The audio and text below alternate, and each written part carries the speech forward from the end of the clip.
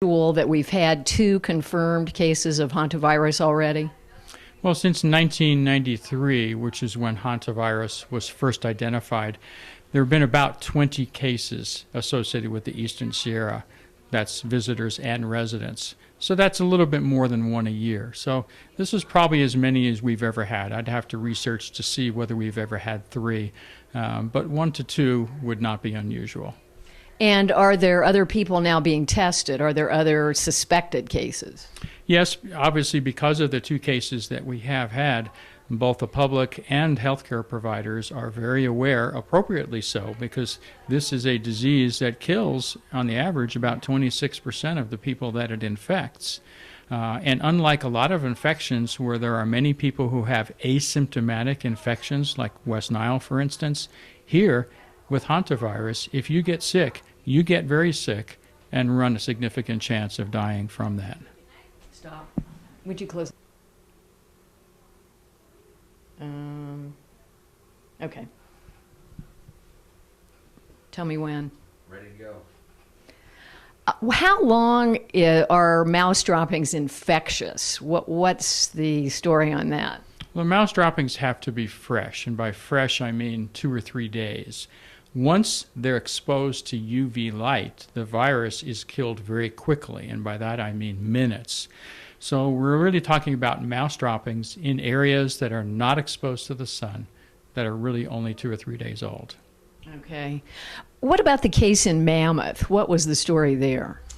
Most likely, and we can't absolutely prove this, but most likely the individual entered a closet from the outside of the house, was excited about all of the snow finally being gone, and decided to go get the lawn furniture, the hoses, the rakes out, and did not take the time to go ahead and allow the closet to ventilate for at least 30 minutes prior to going in and entering that space. So we had no air exchange for probably 4 to 6 months. And a person going into that environment. That's the highest risk behavior that we could identify. So in that case, again, can you tell our audience what to do when you open the closet after winter? What should you do first? Right. Well, all of us are very excited about going out and doing some gardening or raking leaves or whatever, but the important thing is to allow the space to ventilate for at least 30 minutes to an hour. So allow some air exchange. I'm not talking about putting a fan in because that would stir up some dust, but just allowing natural air ventilation. The issue has come up about, well, what about raking leaves and things like that? Well, we think outside activities are not something that presents a risk. In fact, we, as far as I can recall, have never had, for instance, a landscaper who occupationally does that kind of activity many days a week throughout the summer. We've never had a case occupationally in the landscapers. And so, and all of the other individuals who are out raking leaves excited about spring and summer coming. So we think it's probably entering closed spaces that presents the highest risk. Okay.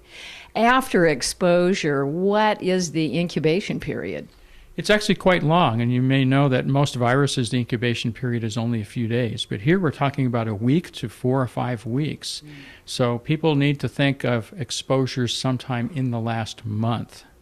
Okay. And let's say you got into the closet 4 weeks ago and now you're sick. Good thing to check it out? Good thing to check out. And how this presents is a flu-like illness. But remember, it's July. There is no flu in July. So if you have a flu-like illness late in the spring into the early summer, you need to be aware and think of hantavirus, and your physician needs to be aware and think about that with you. What are the symptoms?